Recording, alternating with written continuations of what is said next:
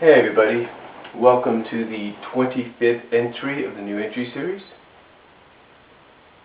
And happy Father's Day to all the fathers here at the YouTube community, as well as the internet abroad. And I'll tell you what a weekend it has been, in fact what a week it has been, if you will. As you know by watching the 24th entry of the new entry series, I was in Modesto this past Monday with my mom taking care of some business. Then, this past Wednesday, my mom and I had to go back to Modesto because my nephew, my teenage nephew, had to go to the orthodontist and get his, get a new prescription or something, I don't know. Basically get his teeth checked, see if he's keeping up with them, I guess, I don't know. And we stayed the night, had dinner. We not stayed the night, but we stayed, had dinner, and then my teenage nephew came with us for that night, came back with us for that night, as well as for the next day and a half. And then he went back on Friday night after we all came together and had dinner. And Thursday night, though, Thursday actually, we had to go to Turlock. Well, actually, Thursday we got up early, had a donut with a few of our church friends. And then we went to Turlock with my niece, because she had to turn in her cap and gown, as well as looking for some party supplies for his son's birthday.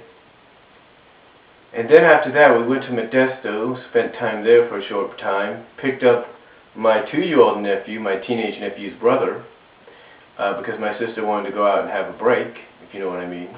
Some of you could probably relate to that.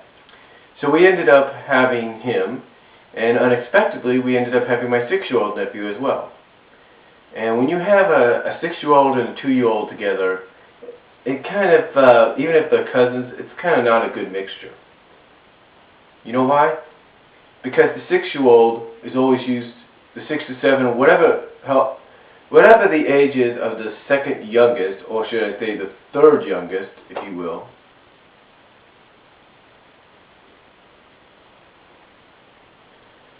He's always used to getting what he wants, or they're always used to getting what they want.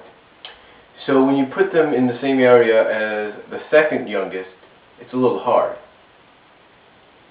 But anyway, we went to picked him up. Anyway, we did that. We had them for the night. And then again, on Friday, our families came together, all my sisters and the families, had dinner.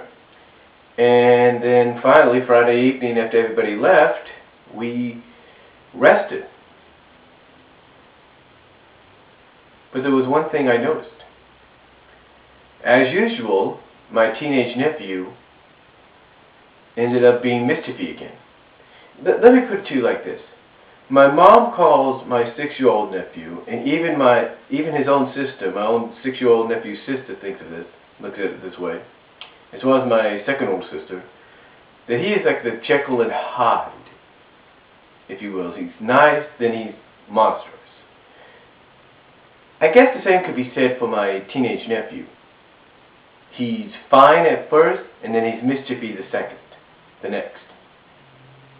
And what I mean by that is my nephew's always had this habit, even when my mom was living with him and his family at one time. He's always had this habit of hiding things and making people mad, pissing people off. And he's done this to me once or twice, and he's done this to his own family many times. He's even done it to my mom. Well, anyway, here's what happened. I put the Nintendo Wii in here for my 6-year-old nephew to play Punch-Out on.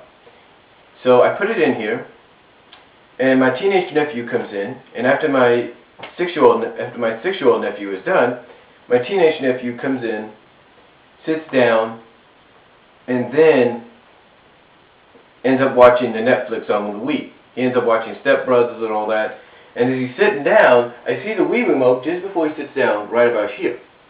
Well, you probably can't see that, but right where I'm pointing. And he sits down, and it disappears. And I'm thinking, and I'm knowing he's sitting under it, but he's not admitting it. He says he doesn't feel it, but I know it's under it. And then when I go to look for it, it's gone. And then I know he's hidden it. But where? Where could he have hidden it? So I searched all the obvious places in this room.